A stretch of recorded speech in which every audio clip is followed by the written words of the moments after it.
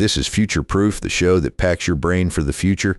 Your hosts are Robbie and Terry, both 15 years old. Every week, they argue about the jobs, the technology, and the big ideas headed our way. So you're ready before they get here. Welcome back to Future Proof, the show that packs your brain for the future. I'm Terry. And I'm Robbie, and today we're asking the question that affects literally every single one of us: should the voting age be lowered? As in, should people our age, 15, 16, 17, actually get a say in who runs the country? Spoiler, I think yes. Spoiler about the spoiler, Terry is going to disagree. I'm not disagreeing, I'm just asking the hard questions. That's journalism, Robbie. You have a podcast. That's barely journalism. Okay, so let's set the scene. Right now, in most countries, including the United States, you have to be 18 to vote. But here's the thing. Scotland and Wales already let 16-year-olds vote in local elections, and nothing exploded. Austria does it nationally too, so this isn't some wild, untested idea. It's already happening in real democracies. And surveys show that 16-year-olds in those places actually turn out to vote at higher rates than 18 to 24-year-olds. Which honestly is a little embarrassing for college students everywhere. No comment, but it makes sense. When you vote the first time while still living at home, you build the habit. Okay, here's my pushback though. Brain development. The prefrontal cortex, the decision-making part, isn't fully developed until about age 25.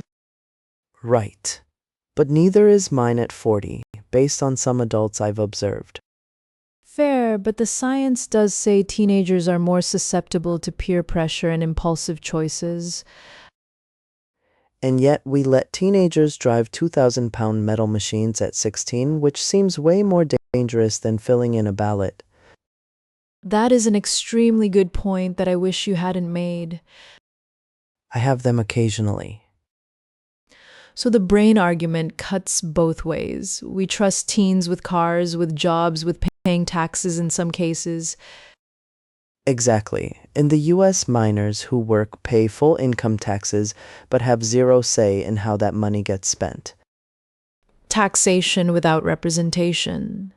Someone wrote a whole revolution about that. Kind of a big deal historically. But here's another angle. Would lowering the voting age actually change anything? Are there enough young voters to matter? In the US, there are about 24 million people between 16 and 17. That is not nothing. That's like adding a whole new state's worth of voters overnight. And young people tend to care deeply about climate, education, and the future. You know, the things that will actually affect them longest.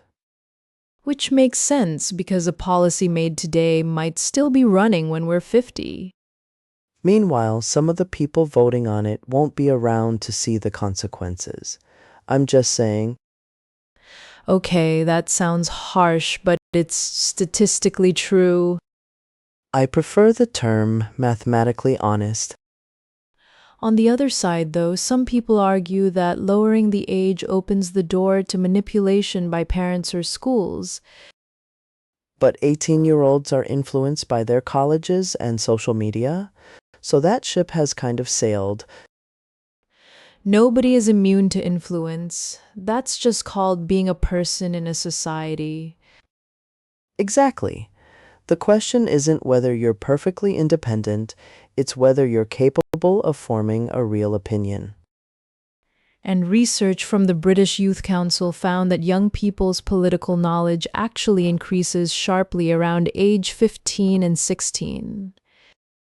So cognitively, we're not just screaming into the void, we're informed screaming. The most relatable kind. I think the strongest argument is civic engagement long term. Countries that lower the voting age see more lifetime political participation. Because voting is a habit, and habits form early. That's basically the whole argument in one sentence. I should put that on a bumper sticker. I'd buy it. Okay, so where do we land? I think 16 is the right floor, old enough to have skin in the game, to work, to drive, to have real opinions. I'm coming around to it. The brain science is real, but it's not a deal breaker, especially when you look at actual outcomes in places that have tried it. The evidence is pretty clear. When you let young people in, they show up. And maybe more importantly, they stay.